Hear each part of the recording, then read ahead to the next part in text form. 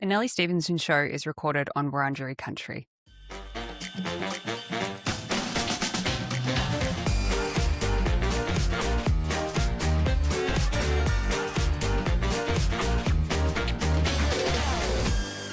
Australia is about to literally explode with data centres that nobody asked for. They are so problematic that every guest on my show so far this season has brought them up, and I wanted to get to the bottom of the data centre boom. A new Greenpeace report released recently calls them energy vampires and outlines the many frightening ways in which they're sucking our country's energy grid dry while also locking in polluting gas for decades to come. Today's guest is Greenpeace Australia Pacific's Head of Climate and Energy, Joe Rafalowicz. Joe, thank you so much for coming on the show today to chat data centres. Thank you for having me, Nelly. It's good to be here. Look, I'm really keen to chat to you about this report that you've just recently put out called Energy Vampires. One of the first things that really jumped out to me was that the largest proposed data centre in Australia is the equivalent in energy use of 2 million homes. Just how big are these data centres and who's actually asking for them? Yeah, so one of the largest data centres, because they keep getting bigger every week, it seems, is the Mumray Road proposal in Sydney, and that's 1.2 gigawatts, because they measure the size of these data centres based on their energy use. So 1.2 gigawatts of power. The emissions from that would be equivalent to 500,000 cars on the road in Sydney, or all of the domestic flights taken in Australia or New South Wales over a year. So these are mega scale facilities. And to put it in context, for a long time, data centers in Australia and the world have been a fraction of that size. I found one source that estimated in 2005, Australia had 40 megawatts total of data center capacity in the whole country. And now we're talking about 1.2 gigawatts for a single facility. So that's obviously like many multiples. And there are now 10s, 20s of facilities of that size. Most of them are in the kind of 200 megawatt to 400 megawatt range, but there are some of these what they call hyperscale data centers being proposed now. And so the reason that we are seeing these much bigger data centers and many more of them is the growth of AI as an application, creating all this additional demand on computing power. Because when you put things in the cloud, like you might save something on Google Drive, or maybe you're keeping your business customer data in a database with Salesforce, that is some amount of data, and that's the traditional way the data centers were utilized. But when you put a query into ChatGPT, to use an AI system to answer that query is so much more energy intensive that it requires much more computing power. And so that's why we're seeing this frenzied build out of data centers now. So, Joe, you mentioned ChatGPT, and one of the things that I'm really aware of in the line of work that I do is the way corporations tend to blame their pollution on individual demand. And something I'm curious about is how much of this demand for AI data centers is actually used by a mum trying to figure out how to get grass stains out of her kids' football shorts on ChatGPT versus Google deciding that I need AI in my inbox. Like, what's the sort of percentage of personal use versus all of these corporations just suddenly deciding AI has to be everywhere? How does it stack up? It's a harder question than it sounds to answer. The data center lobby put out a report a year or so ago called Data Centers Enabling Infrastructure for Our Digital Lives, something like that. And it had a little story about a woman who wakes up in the morning and she Googles something, that she puts the Netflix on, she uses ABC Listen, and listed all these uses of digital services. But none of those services would require a hyperscale data center. In fact, they already exist and they're being powered based on our existing data center footprint. So that to me was the first red flag about the data center lobby not really playing a straight bat on what's happening in these data centers. And since then, I've seen analysis from McKinsey, the consulting firm, that estimates that I think it's 70% of data center use will be for AI applications by 2030. And already the main anchor clients for these big data centers are the cloud service providers. So that's like Microsoft, Google, Meta, and those companies are using their service for AI. So a lot of it is being used for AI. And then on the customer end, who's actually wanting to use AI I mean, that's an interesting question because it has been embedded across many applications that people use. And since writing this research report, I've actually de-Googled my personal life. It was something that I had been meaning to do for a while. And like, I just vaguely felt uncomfortable about it from a privacy perspective. But once I saw the non-optional embedding of AI, I was like, this has actually gone too far, like not just from a privacy perspective, but I don't want my just day-to-day use of digital infrastructure to be causing all this unnecessary energy use. As for like, where's the demand coming from? Like I said, it's getting embedded in all these businesses, and it's getting embedded in consumer applications.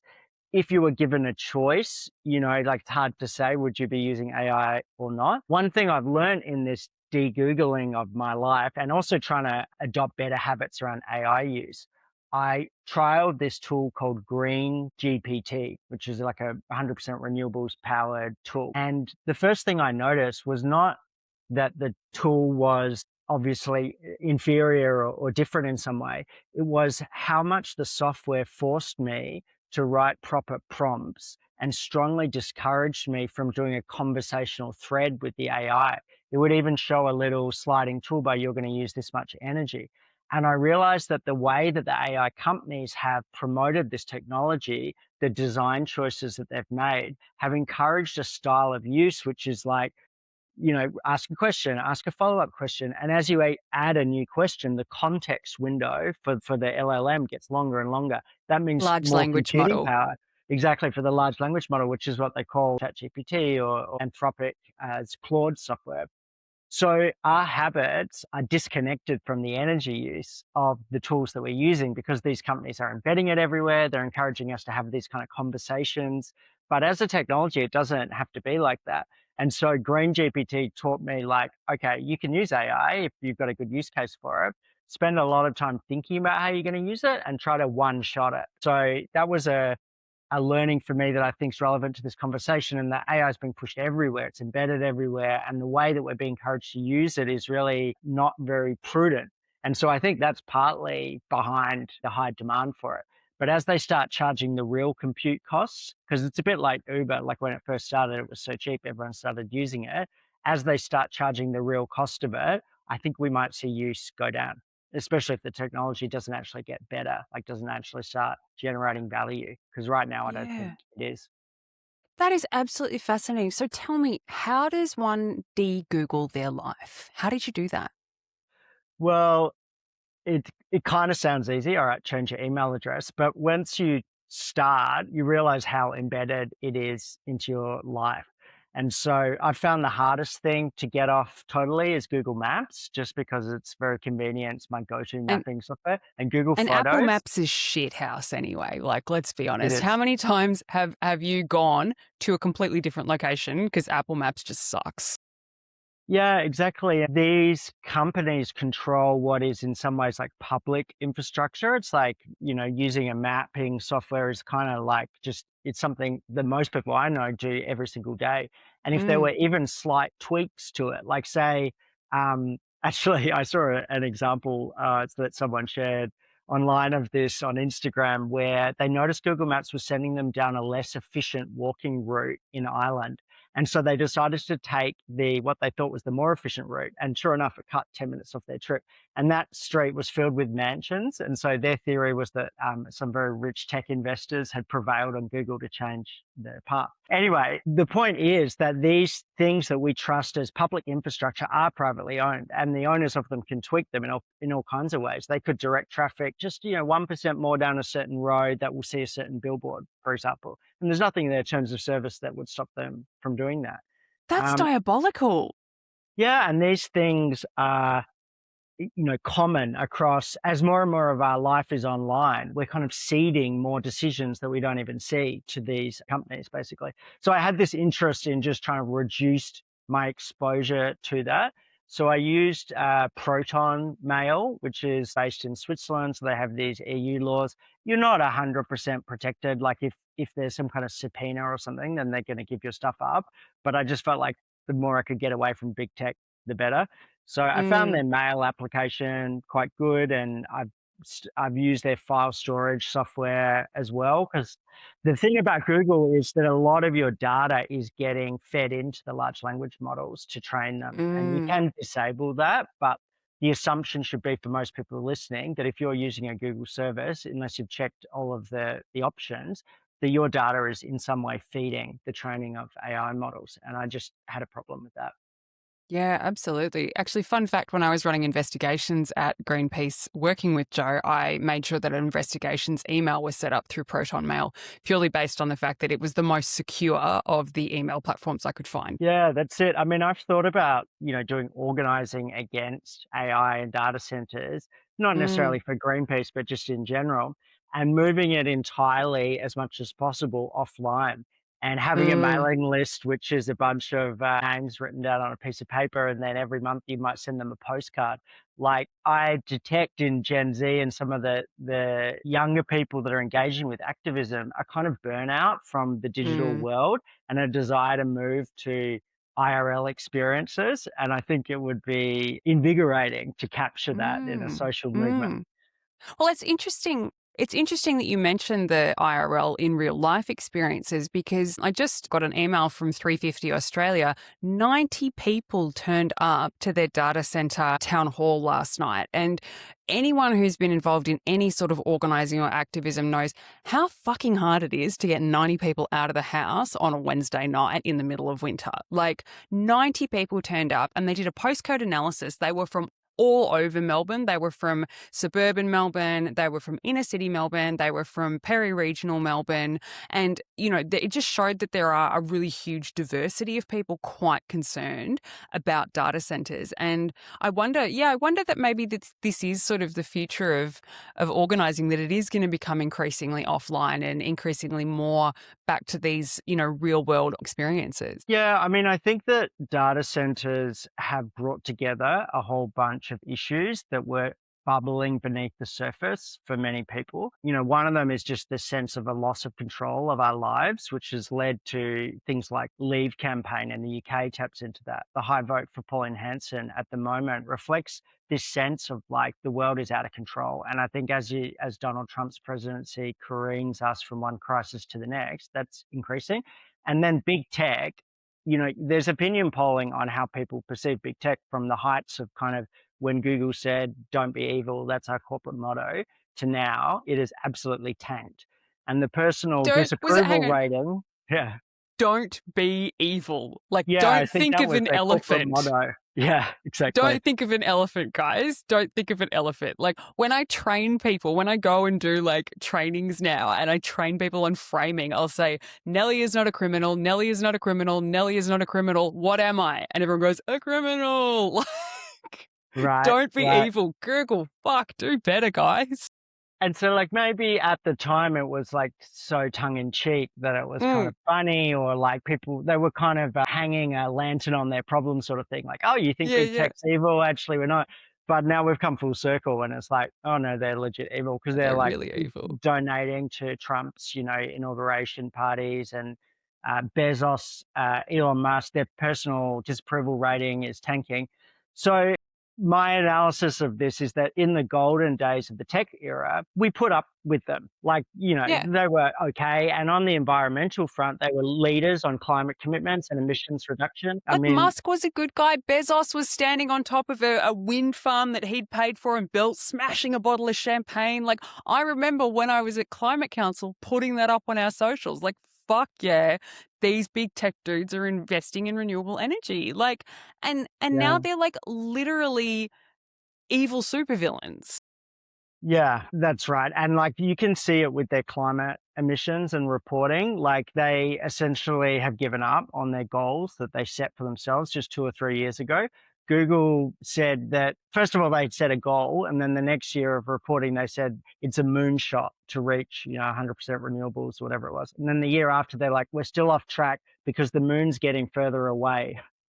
And by that, they meant because we have to develop AI, our emissions are going to go up, and that's non negotiable. So all of these companies are throwing out their environmental commitments to an extent. And I wonder how much of that, because they were also, trying to do the right thing on things like diversity, equity, and inclusion, right? So I wonder if that trajectory sort of maps against each other, like trying to do the right thing, trying to be good corporate social citizens. Trump gets back again. Fuck it all, right? Like, let's just throw it all out the window.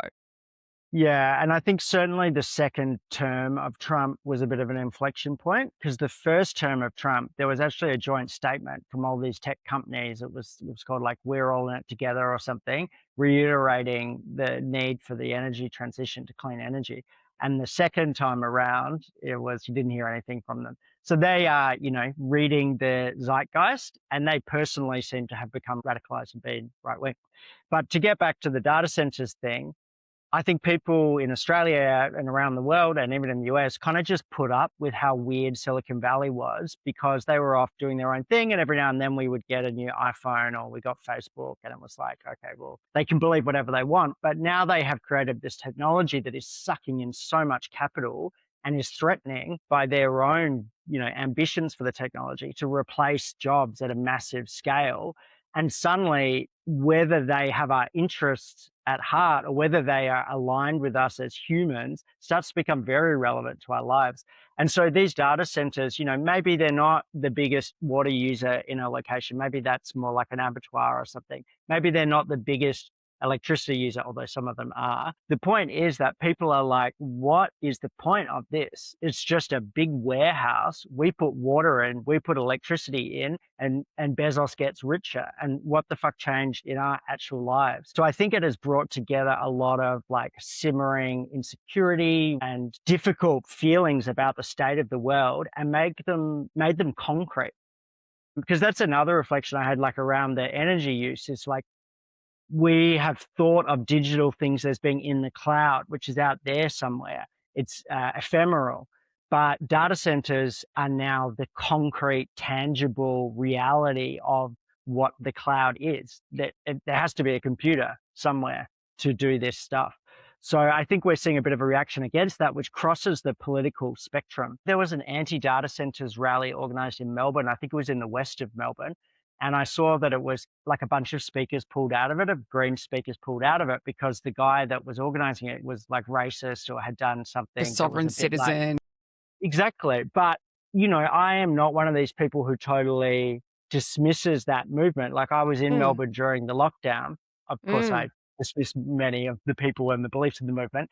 But the point is that that audience is a group of people who feel very low levels of trust in corporations and government. And I actually think that the defining metric of the future in terms of politics is how much do you trust the powers that be to look after us. And from a left-wing perspective, we don't trust corporations, and some of us don't trust governments very much. It depends on the government. And so there was some really interesting messaging research that came out of the UK in the last few weeks that I think the Minderoo Foundation funded, which looked at attitudes towards AI. And they found the big determinant was, do you trust that governments or companies will do the right thing? And if you don't trust at a fundamental level, then you're much more in favor of really harsh regulations. And like, it was something like 60% of the population were in favor of regulation in general. And of that 60%, I think 40% were in this low trust category, or maybe even higher. Mm.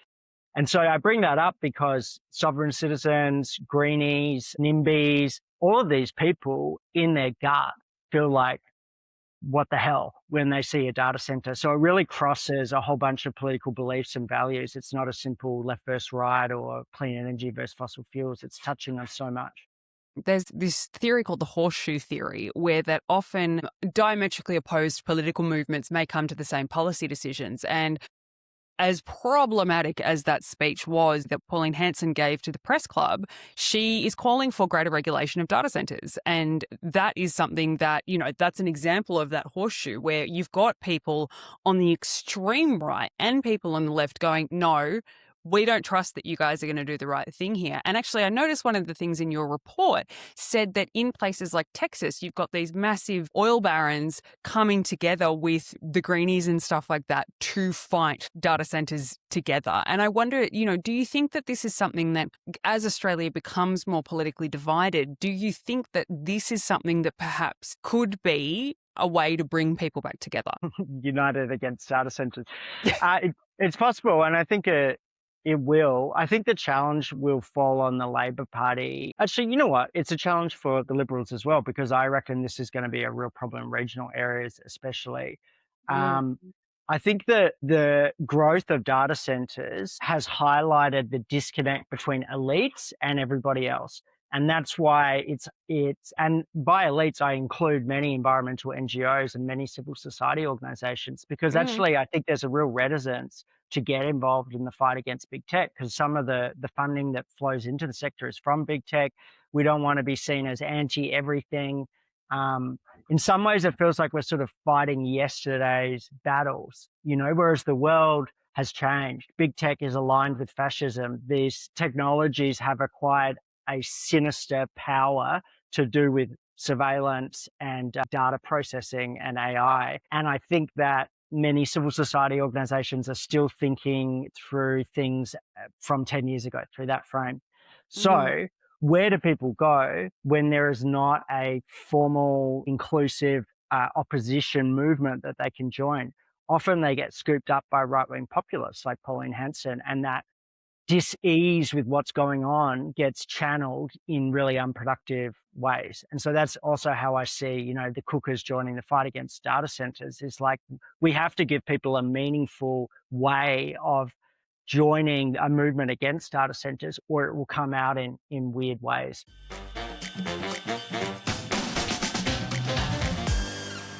One of the things that you mentioned in your report was that the fossil fuel corporations are quietly joining the data center lobby group as members, and that there are early signs of a data center fueled gas boom in Australia, which will come with massive nationally significant climate costs. What can you tell our listeners about the relationship between the gas industry and the data center industry? Well, the first thing to say is that in the US, which is kind of ground zero for the data center boom, there has been this explosion in behind the meter gas use. And what that means is that when they build these massive data centers, it's quite hard to connect it to the grid, even in the US, just from a governance perspective, but also there just might not be enough power in the system. But these companies will not take no for an answer. They're in a war against each other, a race, and they have unlimited money for some reason. So they build their own gas power, and there is a shortage of even gas turbines of the type that you would have in a gas power plant. So they're using gas engines, like what's called a reciprocating engine, like an engine in your car, but powered by gas. And so that Like is enormously pistons? pollution. Yeah, exactly, pistons.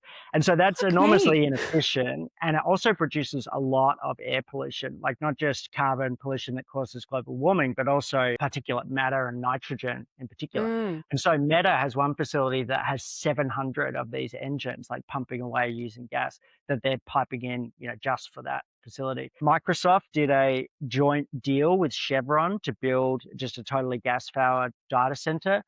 Elon Musk, XAI, is probably the worst offender, because he was using, gas turbines, but he couldn't even wait for the local EPA to sign it off. He just brought them on site and started powering them. And it took a drone flyover from an NGO to catch footage, like heat camera footage of the heat coming off the turbines How is to, that not illegal? well, it is illegal, and They just he's do been this taken to court. Yeah, with and then I think such Trump has impunity. Trump has pardoned him, because they have, Trump in their corner. So that is like criminal conduct. And so XAI is the one operating this data center that's powered by gas, but they sell the computing power to other companies.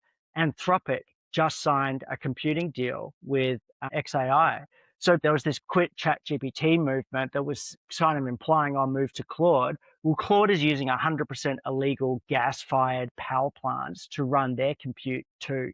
So none of these companies have clean Jesus. hands. And when the gas companies caught wind of this new emerging demand, they were like, beauty, awesome. Not only do we have new demand, we have a socially legitimate reason for gas to continue to be used, because this was their problem. Gas use has been in decline. In Australia, it's at its lowest level in 20 years. It's Structural expensive, it's decline. polluting. Yeah, it's actually just not a great energy source if you have other opportunities. So the gas industry saw this amazing opportunity. And now, especially gas turbine manufacturers are really a big part of the data center movement. And if you look at like data center trade magazines, 1 in every 2 articles is about like, oh, how can you power your data centers with gas? So they are, making big bucks from this. And then the gas companies themselves, especially the fossil fuel drilling and extraction companies in Australia, well, it's a new thing to put in investor statements. So they're talking about the demand for gas is going to mean more LNG is required in Asia. That's what Woodside's talking about. Beach Energy, an Australian only producer, is saying Australia's going to need more gas because of data center demand. Even Australia's Climate Change Authority, when setting Australia's pollution reduction targets, set a higher ceiling, and they pointed to the new emissions from data centers as being related to that. So the data center lobby is planning for more gas to be used, and the gas companies themselves are banking on data centers as a great new customer. So this presents a huge challenge for pollution, but it also raises the question, well, whose interest is that in? It's going to make gas more expensive for everyone. It's going to mean more pollution. It's going to mean more gas fields opening up. Like they're going to drill more gas, more seismic blasting, more pollution of groundwater to power data centers for what? So OpenAI can, build a new model that potentially makes a whole bunch of people unemployed. So this is why there's also this pushback. It's this trade-off. These decisions are trade-offs. And I feel like as Australians, we are not participating enough in the decision making. It's getting done to us by big tech companies and by fossil fuel companies. It's like something I've always said, climate change isn't happening to us, it's being done to us. People are making these decisions to cause climate change. And this is another example of that. These data centers are making decisions to lock in more polluting gas for decades to come. But what I'm curious about, you've mentioned the link between AI and job losses. Is this something that the unions are organising on, or has there been any talk between, the environmental movement and the union movement about working together on this? The union movement has been participating in the high level discussions with government on AI regulation. I would say the union movement is more interested in the AI end of things rather than the data center end of things, because the data center's physical construction and environmental footprint is kind of, the focus of the environment movement. But the union movement is concerned with, are our rights protected at work? Will we see widespread redundancies from AI use? But I think a more, to me, realistic concern around jobs and AI is not actually job losses en masse. I know that's what the companies are selling and that's what they hope to achieve, and it might happen, but actually the changing nature of work. So New South Wales, the Parliament passed some Australia-leading legislation which had to do with protecting people's work and their mental health when their job is determined by an algorithm. And I've had some experience of this. I moonlighted as an Uber driver at one point. There is something weird about doing a job where you don't have a boss, you have an algorithm, and there's no one to appeal to. So this legislation said that if your job is determined by a computer program, you have a kind of right of appeal to a human. You cannot be in a position where you don't have a boss, a human in the loop. And it also created protections for where computer systems create unsustainable workloads. And this has also been a focus of Amanda Rishworth, the workplace minister. She has been looking at burnout and psychological harm created by AI tools in the workplace, which encourage unsustainable working patterns to do with context switching. And I think that reflects something interesting, which is that the AI tools can get more efficient, but there has to be a human in the loop. And that human then has to manage 50 AI tools. And they're not really implementing something from start to finish. They're checking the outputs of AI agents and they're flipping. And they are seeing evidence that creates a unique kind of psychosocial harm. So I would say the unions are concerned with, unemployment, but also the impacts in the workplace, protecting just our health and safety from a technology, because at the end of the day, it's just another piece of technology. And so we need to integrate it into our workplaces properly. I would say the Yeah. And union movement is not against just like data centers in general. They're kind of like open to it. I think there is a really strong narrative from government and from the companies that this is inevitable. They say this is happening. If it doesn't happen here, they're just going to build it over there. oh, the drug dealers' defense. Yeah, that's We right. love And that. it's disempowering, well, it's like it's ignoring the sovereign ability of a country like Australia to decide for ourselves if data centers are a good idea. And I think that is also what arcs people up, because it's like, who asked us before they decided to build a 1 gigawatt data center, or even to put AI in my Gmail, or even to have my photos that I put on Facebook be used to train an Train. AI thing. I was thinking about this the other day. I felt like this sadness at the fact that everything humans have ever written, sung, recorded has now been fed in to this software. I think Elon Musk said that by 2027, so next year, they will have run out of text to give to AI software to train it. All of human data has now been put into this. And it's just kind of sad that, like, we've sort of given it all to a private company. It's like moved from the public domain to the private for their benefit, largely.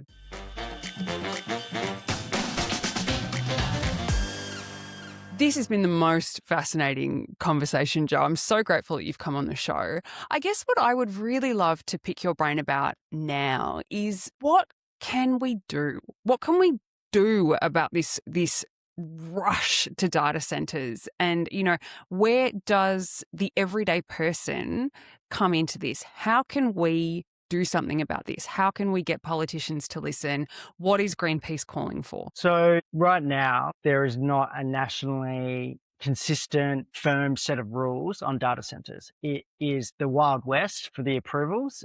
State governments do them. There's no like limit on water or electricity. It's just all case by case. We cannot allow a frenzied build out of data centers like that. So Greenpeace is calling for a moratorium on approvals until there are rules in place that properly regulate them.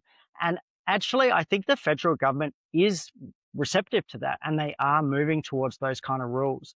But the data center lobby is one of now the wealthiest, most powerful lobbies in the world. The amount of money that they have to play with is enormous. So we require an equivalent mobilization of people.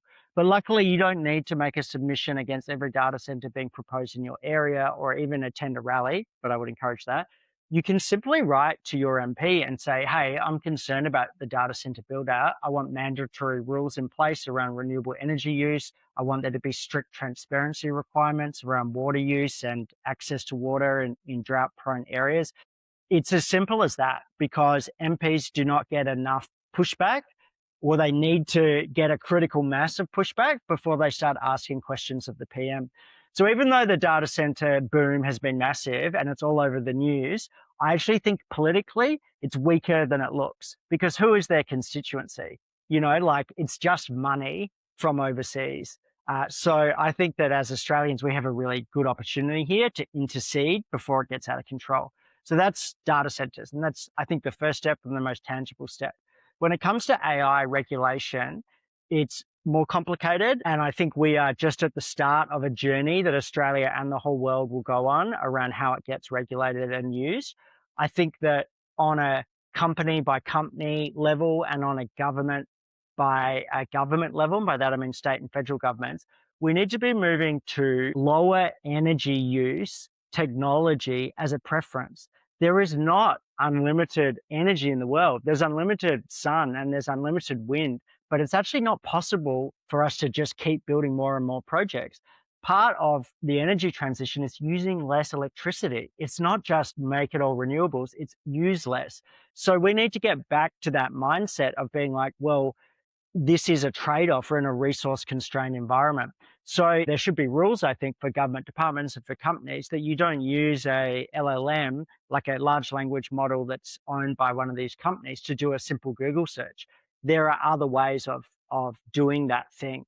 So it's a bit of a mindset shift, and I don't have the policy solutions for that, but I think we need to reframe how we're interacting with AI as a society to bring it back down to reality. We can't buy into the big tech company's vision of it, it's not going to be good for us. Joe Rafalowicz, it's just been an absolute joy having you on the show. This was such an informative and interesting conversation. And where can people go to learn more about Greenpeace's report and Greenpeace's campaigning on data centres and AI? Sure. Well, if you go to greenpeace.org.au, you'll find the link to the data centres report there. It's called Energy Vampires. You'll notice I didn't encourage you to Google it because that would be using non-optional embedded AI. And I think that's a good starting point. Climate Council put out a report on data centres recently. 350.org is, I think, putting together a campaign around a moratorium on data centres. And there is state by state, location by location opposition to specific data centre sites. So I'd advise you to connect in with those groups if you want to be active in your local community.